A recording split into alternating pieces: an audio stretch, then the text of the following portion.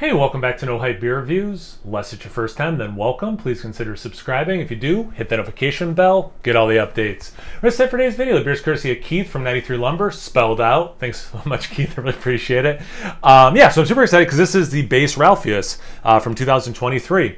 So blended imperial stout aged for 8 months to 2 years in various spirit and wine barrels. So initially I was like, oh, so this is a variant, but my understanding is this is just a regular Ralphius and that it's a blend, which makes sense, but that it's a blend with different spirits and wine barrels. So for some reason in my head, I thought the base was bourbon barrel aged only. So pretty cool.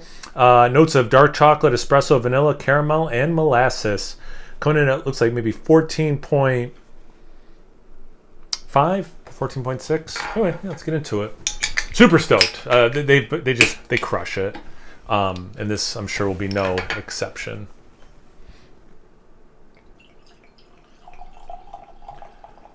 Darker than cola, but there's a little bit of that like red brown. I love their artwork. Looks like Ralphius is barking a little bit and someone's tugging on the collar. My dog Bruno never does that. He's perfect. All right, so that's pretty dark in the glass. It's more black than brown. Let's see, we got just under a finger ahead. It's a mocha color, pretty compact bubbles. Definitely looks like a big stout. Let's get into the aroma. Chocolate, berry, little cherry. I'm assuming from the red wine barrels. Oaky.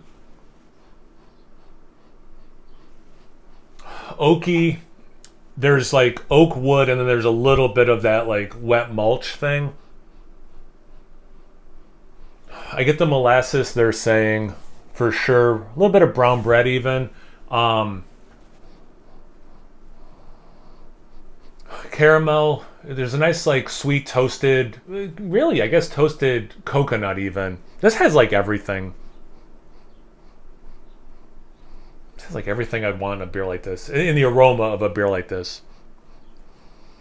Man, I really like this caramel thing. It's funny because it's not one of the first things I got, but now every time I smell it, it's the thing. I'm not sure the thing I get the most, but it is like easier for me to get. But it's the thing I like the most. It's just such a nice smelling caramel note. That's awesome. Yeah, this smells fantastic. Let's get into the glass. Chief. Oh my God. Cheers again, Keith. I'm so excited. I'm mixing words. I'm blending words together in an effort to save time. It's like let's just merge cheers and Keith into Chief. Anyway, cheers, Keith. Thanks again, and cheers to everyone else.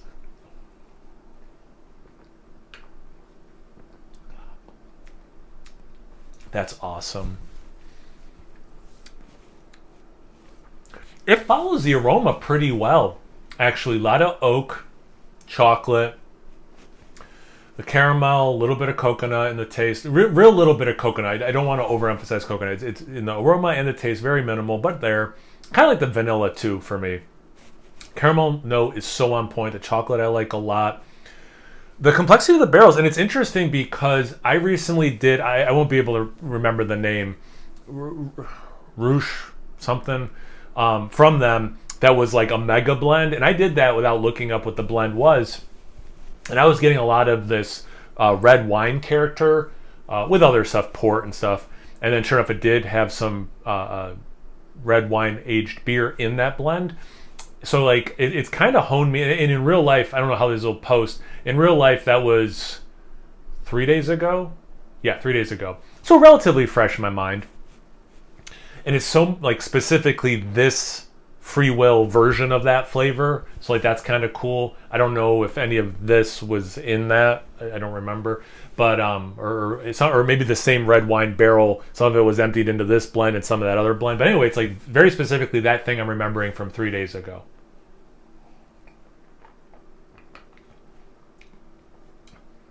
Less of the fruit notes that I was getting the aroma. Little bit of a cherry, blueberry thing, but very minimal. Not that I got a ton of in the aroma, but I got like more than I'm getting the taste. But so it's basically like, is that everything I got in the aroma? I am getting the taste, just different intensities? I think so. Dries out towards the finish. I don't really taste the alcohol, like for how high it is. There's a good level of sweetness. A little bit of bitterness with like that dark chocolate thing, and then it does dry out with the oak for sure. And then the finish is relatively dry, and I keep wanting to take more sips. It's so good. One more little sip.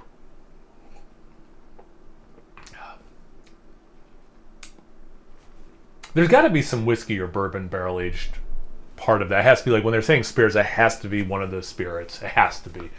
I don't get like rum or anything, so I guess it's probably kind of obvious that'd be bourbon and or whiskey. But anyway, this is fantastic. If anyone at the brewery is watching, you guys crushed it. It makes me super excited to try the other variants. I think the next one I'm going to do is a vanilla, so be on the lookout for that. Have you guys had this one before? Oh, thanks again, Keith. I really appreciate it. Make sure you guys check out Keith at 93 Lumber, spelled out. I will add him in the description box below.